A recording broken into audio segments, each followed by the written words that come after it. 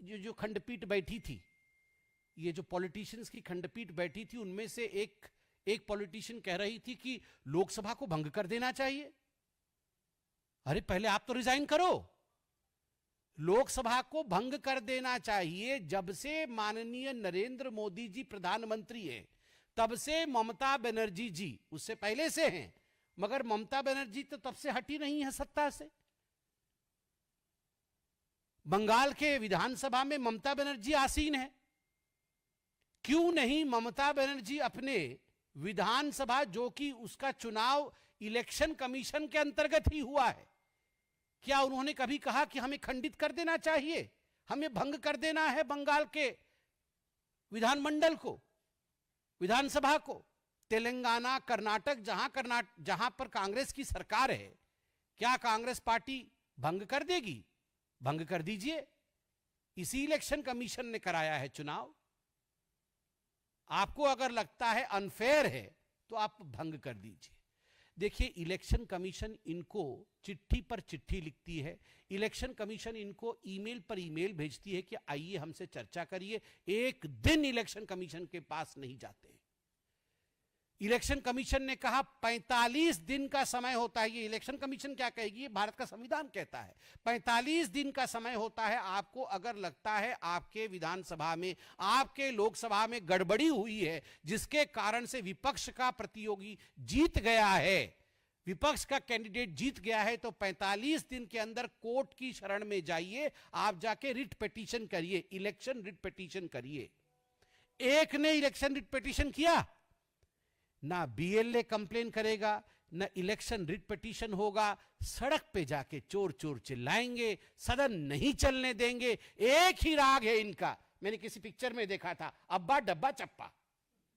मतलब कुछ भी हो जाए, जैसे हारेंगे अब्बा डब्बा चप्पा, बस सब चोर है, सब खराब है, सिस्टम खराब है, कुछ नहीं समझना है, खाली अब्बा डब्बा चप्पा। अब हम भी परेशान हो गए ये अब्बा डब्बा चप्पा सुन के, कि आखिर कब तक यही करते रहोगे आप? इनकी मंशा, मैं आपको आज स्पष्ट, आज मैं ये प्रेस कॉन्फ्रेंस दिल से एकदम एक हिंदुस्तानी के नाते कर रहा हूं, केवल एक पार्टी के प्रवक्ता के नाते नहीं।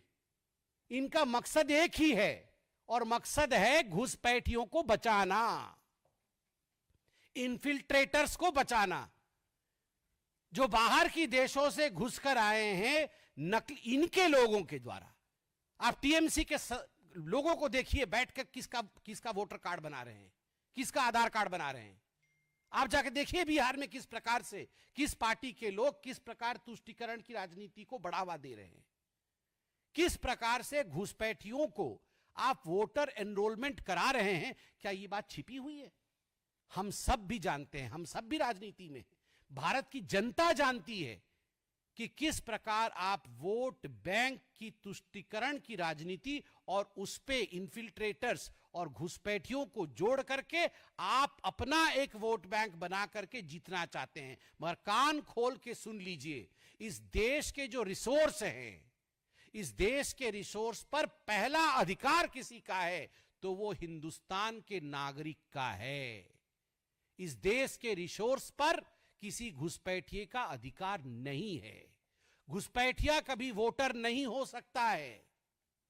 और हां, जहां तक इलेक्शन कमीशन का सवाल है, आप उनसे प्रश्न पूछिए, इलेक्शन कमीशन जवाब भी दे रही है। मैं इतना कहना चाहता हूं, सुप्रीम कोर्ट ने कहा है, मैंने आज अखबारों में पढ़ा है, कि इलेक्शन कमीशन का अधिकार है रिप्रेजेंटेशन ऑफ पीपल राइट के माध्यम से, और constitution of India, Baba Saheb Ambedkar ने जो संविधान दिया है उसके माध्यम से, कि वो इलेक्टरल रोल इलेक्शन के लिए तैयार कर सकती है। यह उसका अधिकार है।